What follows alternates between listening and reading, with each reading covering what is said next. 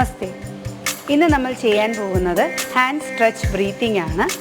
നമ്മൾ 3 ലെവലിലായിട്ട് കൈകൾ സ്ട്രെച്ച് ചെയ്തുകൊണ്ട് ലങ്സിൻ്റെ 3 ലോബുകളിലേക്ക് നമ്മൾ എക്സസൈസ് ചെയ്യുന്നതാണ് ഹാൻഡ് സ്ട്രെച്ച് ബ്രീത്തിങ്. നിവർന്നിരിക്കുക, കൈകൾ 2 ഇൻ്റർലോക്ക് ചെയ്ത് ചെസ്റ്റിൽ വയ്ക്കുക. എപ്പോഴും ശ്രദ്ധിക്കേണ്ടത് കൈയിൻ്റെ എൽബോസ്, കൈമുട്ടുകൾ താഴ്ന്നിരിക്കണം. ചിൻ താഴ്ത്തി നേരെ മുന്നിൽ കാണുന്ന ഒരു വസ്തുവിലേക്ക് നോക്കുക. സാവധാനത്തിൽ കണ്ണുകൾ അടച്ചു വയ്ക്കുക. ഫസ്റ്റ് സ്റ്റെപ്പ്, ശ്വാസം എടുത്തുകൊണ്ട് കൈപ്പത്തി തിരിച്ച് മുന്നിലേക്ക് നീട്ടുക. നെഞ്ചുഭാഗം ഉള്ളിലേക്ക് വരികയും പിൻഭാഗം നന്നായിട്ട് സ്ട്രെച്ച് ചെയ്യുകയും ചെയ്യും. ശ്വാസം പുറത്തേക്ക് വിട്ടുകൊണ്ട് കൈപ്പത്തി തിരിച്ച് നെഞ്ചിൽ കൊണ്ടുവരണം. കൈമുട്ടുകൾ താഴ്ത്തുക. സെക്കൻഡ് സ്റ്റെപ്പ്, ശ്വാസം എടുത്തുകൊണ്ട് കൈപ്പത്തി പതുക്കെ ഡയഗണലായിട്ട് ഉയർത്തുക. മുതുകിൻ്റെ പിൻഭാഗം, നടുഭാഗം നന്നായിട്ട് സ്ട്രെച്ചാകും.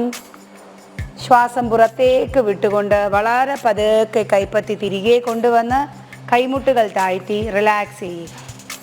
മൂന്നാമത്തത്, ശ്വാസം എടുത്തുകൊണ്ട് കൈപ്പത്തി തലയുടെ മുകളിലേക്ക് ഉയർത്തി നന്നായിട്ട് സ്ട്രെച്ച് ചെയ്യുക. ശരീരത്തിൻ്റെ 2 വശവും നന്നായിട്ട് സ്ട്രെച്ചാകും. ശ്വാസം പുറത്തേക്ക് വിട്ടുകൊണ്ട് കൈപ്പത്തി തിരികെ കൊണ്ടുവന്ന് കൈമുട്ടുകൾ താഴ്ത്തി റിലാക്സ് ചെയ്യുക. വളരെ സാവധാനത്തിൽ കണ്ണുകൾ തുറക്കുക.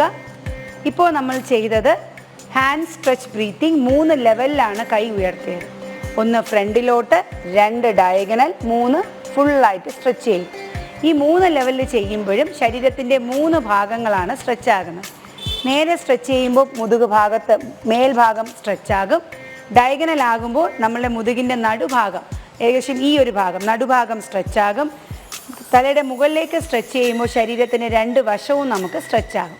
ഈ സ്ട്രെച്ചിങ് പുറമെയാണ് നടക്കുന്നതെങ്കിലും നമ്മുടെ ലങ്സിൻ്റെ 3 ലോബുകളിലും, വലത്തെ ലങ്സിൻ്റെയും ഇടത്തെ ലങ്സിലും ലോബ്സ് ഉണ്ട്. അതായത് വലത്തെ സൈഡിൽ 3 ലോബും ഇടത്തെ സൈഡിൽ 2 ലോബും. ഈ ലോബുകളാണ് സ്ട്രെച്ച് ആകുകയും അങ്ങോട്ടുള്ള ശ്വാസത്തിൻ്റെ സർക്കുലേഷൻ അധികമായിട്ട് കൂട്ടാനായിട്ട് നമുക്ക് സാധിക്കും.